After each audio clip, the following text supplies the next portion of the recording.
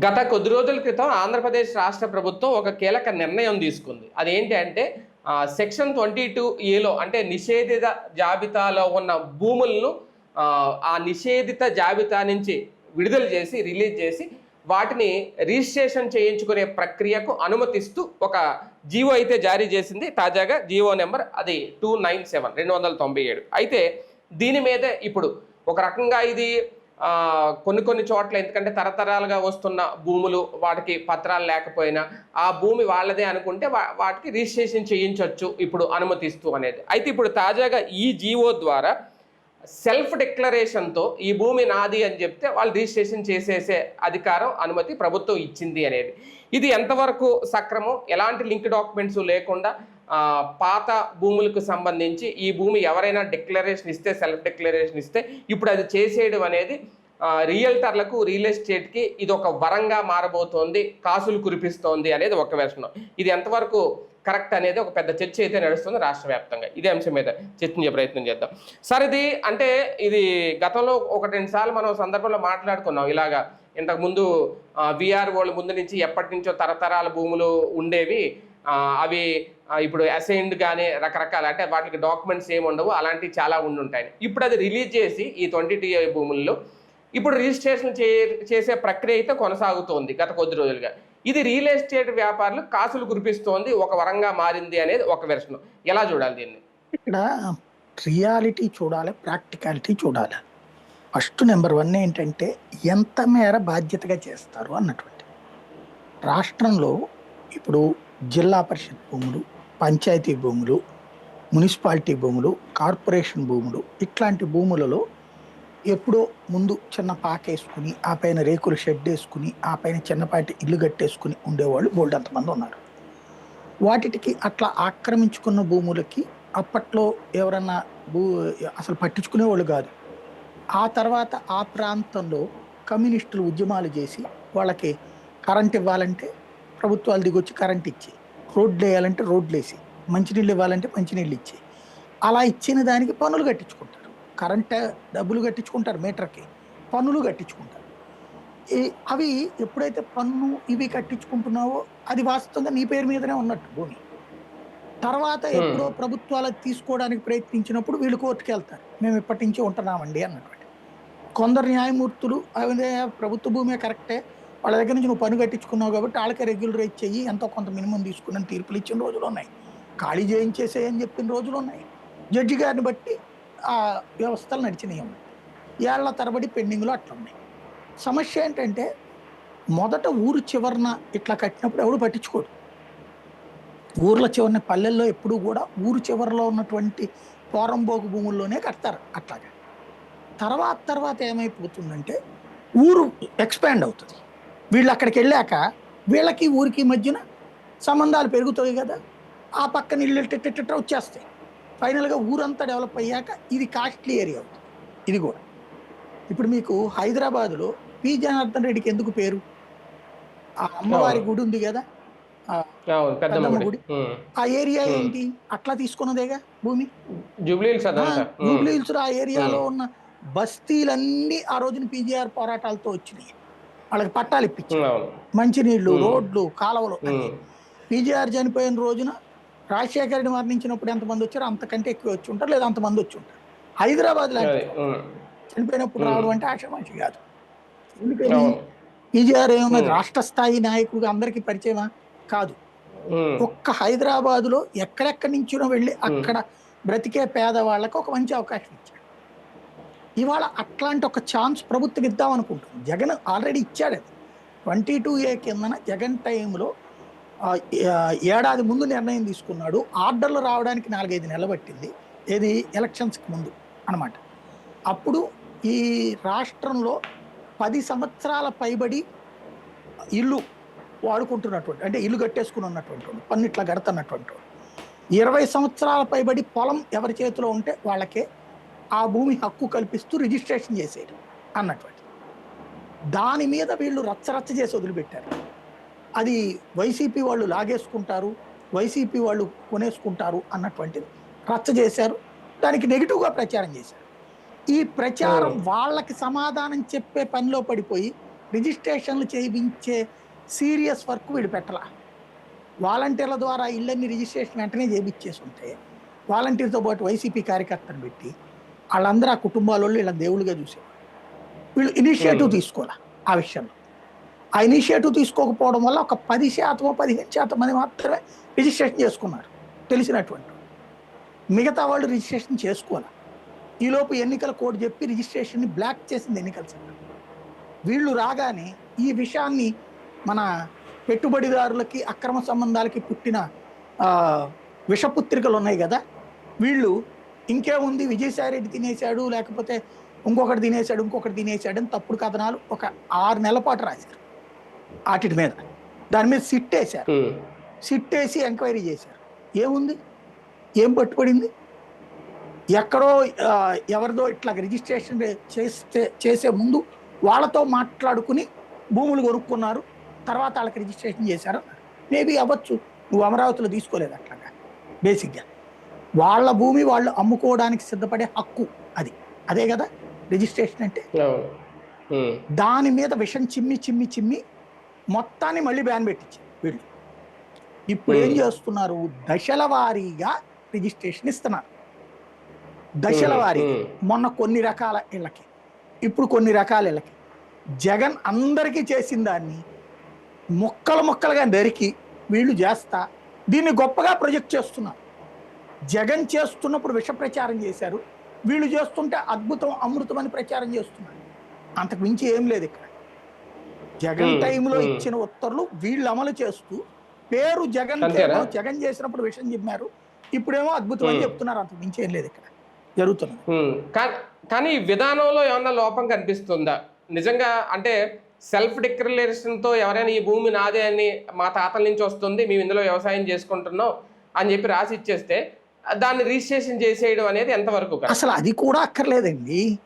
అక్కడ నీ current bill, అక్కడ నీ ఇంటి పన్ను, నీ స్థలం పన్ను, ఇంకా నీకు డిక్లరేషన్ ఏంది నాకు అర్థం కాల. అదో అనవసరపు తల కాకపోతే కొత్తగా ఎందుకు అది? వాడికి అది ఉంటేనే కదా నువ్వు అమ్ముతోంది. దీనివల్ల మోసం జరుగుతుంది. ఎట్లా అంటే ఇంతవరకు పన్ను కట్టని, అంటే ఇప్పుడు కనిపెడతారు ఆ ఏరియాలో ఉన్న రికార్డుల్లో లేని ప్రభుత్వ భూములు, కర్ణములను అడిగినా మున్సబులను అడిగినా, అప్పట్లో కర్ణములు మున్సబులు, ఇప్పుడు విఆర్ఓల్ని విఏఓల్ని అడిగితే చెప్పేస్తారు ఏ ఊళ్ళో ఏది గ్రామ కట్టడం. వీళ్ళు ఇప్పుడు ఏం చేస్తారంటే అవసరమైతే ఇప్పుడు 2-3 ఏళ్ళ డబ్బులు కడతారంటే కట్టేస్తారు. అంటే సెల్ఫ్ డిక్లరేషన్ పెట్టుకుని తెలుగుదేశం నాయకులు తీసుకోవడానికి పనికొస్తారు. ఎవడు ఏ పార్టీ జనసేన ఉంటే జనసేన వాళ్ళు వీళ్ళు తీసుకోవడానికి పనికొస్తారు. వాళ్ళతో తద్వారా అధికారులకి కాస్త డబ్బులు వస్తాయి. అంటే ఇప్పటిదాకా పెట్టిన పర్పస్ ఏంటంటే 10-20 ఏళ్ల నుంచి ఉండి ఇప్పుడు నా ఇంటి పక్కన స్థలం రిజిస్ట్రేషన్ లేని పట్టా స్థలం, నేను ఇక్కడ ఉన్నా, నాది 50 లక్షలు పలికితే వాళ్ళది 20 లక్షలే పలుకుతుంది. రెండు పక్క పక్కనే ఉంటాయి. ఎందుకని? రిజిస్ట్రేషన్ లేకపోవడం.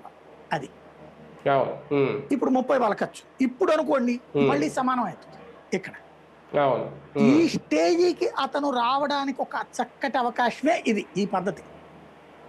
ఆ ఉద్దేశంతో ఇవ్వడంలో తప్పులేదు. జగన్ ఇద్దామనుకున్నా తప్పులేదు, ఇటు వీళ్ళు ఇద్దామనుకున్నా తప్పులేదు. కానీ ఇందులో కొన్ని లెక్కలు ఉన్నాయి, కొన్ని మిస్ చేస్తున్న డ్రామాలు ఉన్నాయి. దేవాదాయ భూమిలో రెగ్యులరైజ్ చేయడానికి చట్టం ఒప్పుకోదు. దేవాదాయ శాఖకి సంబంధించి, అంటే గుడికి మనం విరాళంగా ఇచ్చాం, ఆ విరాళంగా ఇచ్చినటువంటి పొలాన్ని ఎవరైనా సేద్యం చేసుకోవడానికి ఇస్తుంది దేవాదాయ శాఖ. వాళ్ళు దశాబ్దాలుగా సేద్యం చేసుకుంటూ ఉండొచ్చు. వాళ్ళకి రిజిస్ట్రేషన్ చేసే హక్కు లేదు ప్రభుత్వాలకి. ఒకవేళ చేస్తే రేపు మళ్ళీ రద్దు అవుతుంది. ఎందుకు అంటే దేవాదాయ శాఖ భూమి మీద హక్కు ప్రభుత్వాలకి లేదు, అది ఆ శాఖ కిందనే ఉండాలి. దాని మీద చేసే రిజిస్ట్రేషన్ చలవని సుప్రీంకోర్టు కూడా తీర్పు చెప్పింది కదా. ఇప్పుడు అలాంటి భూమి అక్కడ వాటిట్లో ఇల్లు కట్టేసుకుంటారు కొన్ని చోట్ల. ఆ కట్టుకున్న ఇళ్ళకు కూడా ఈ పన్నులు ఇవన్నీ కట్టేస్తారు. పన్నులు, మంచినీళ్ళ పన్ను, కరెంట్, ఇవి ట్యాక్స్, ఇంటి ట్యాక్స్, ఇవన్నీ కూడా కట్టేస్తారు. కానీ వాళ్ళకి అవి ఎప్పటికీ పర్మనెంట్ కాకూడదు.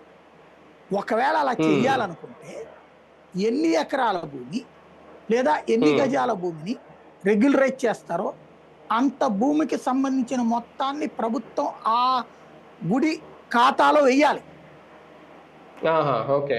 ఉమ్, లేదా వీళ్ళ దగ్గర నుంచి కలెక్ట్ చేసేస్తాడా వాళ్ళ ఇష్టం.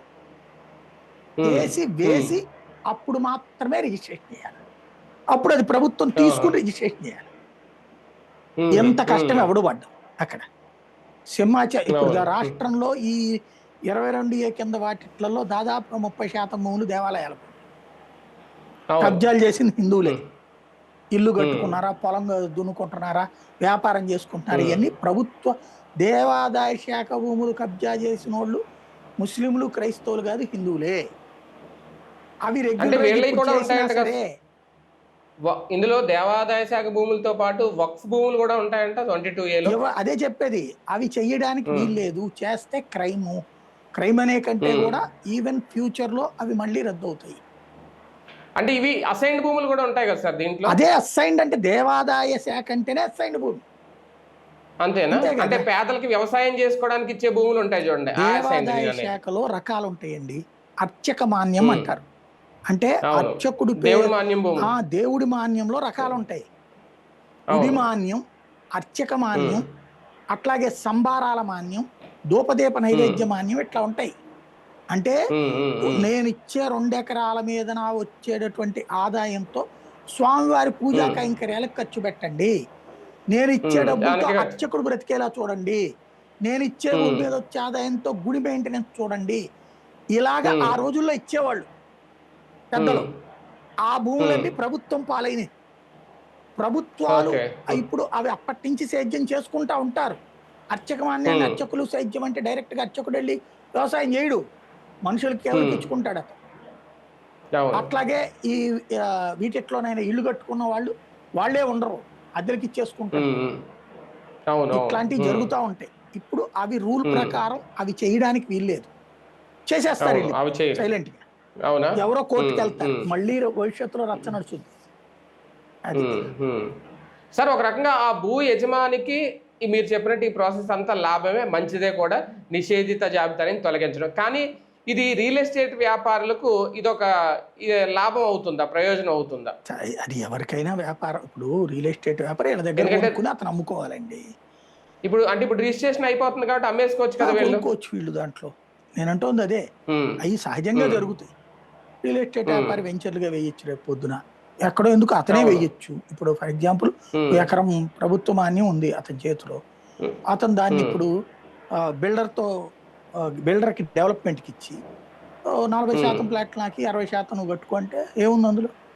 కాకపోతే ఈ ఉమ్, పల్లె ప్రాంతాల్లో వర్కౌట్ కావు అవి. పట్టణ అవును. ప్రాంతాల్లో ఉమ్, వర్కౌట్ అవుతాయి. ఇటెట్లలో ఉమ్, నాకు భయం అవును. వేసేదల్లా ఒకటే. ఇప్పుడు విజయవాడ సిద్ధార్థ ఉమెన్స్ కాలేజ్ ఉంది. ఉమ్, 3 ఎకరాల ల్యాండ్, 3 ఎకరాలు అది. ఉమ్, మూడో ఉమ్, 20 ఎకరాలు అనుకుంటుంది. 3 కూడా కాదు, 20 ఎకరాలు ఓకే. ఉంటుంది. పెద్దది ఉమ్, స్థలం, మహిళా ఉమ్, కళాశాల. ఉమ్, అది దుర్గామల్లేశ్వర స్వామి టెంపుల్ది. ఆ, అది దగ్గర దగ్గర 30-40 ఏళ్ళ నుంచి ఉంది అక్కడ. ఉమ్, అది ఇప్పుడు వాళ్ళకి రాసి ఇచ్చేసారనుకోండి, ఏమైపోతుంది? ఉమ్, ఇవాళ 20 ఎకరాలు లబ్బిపేటలో ఎంత ఉంటుందండి కాస్ట్?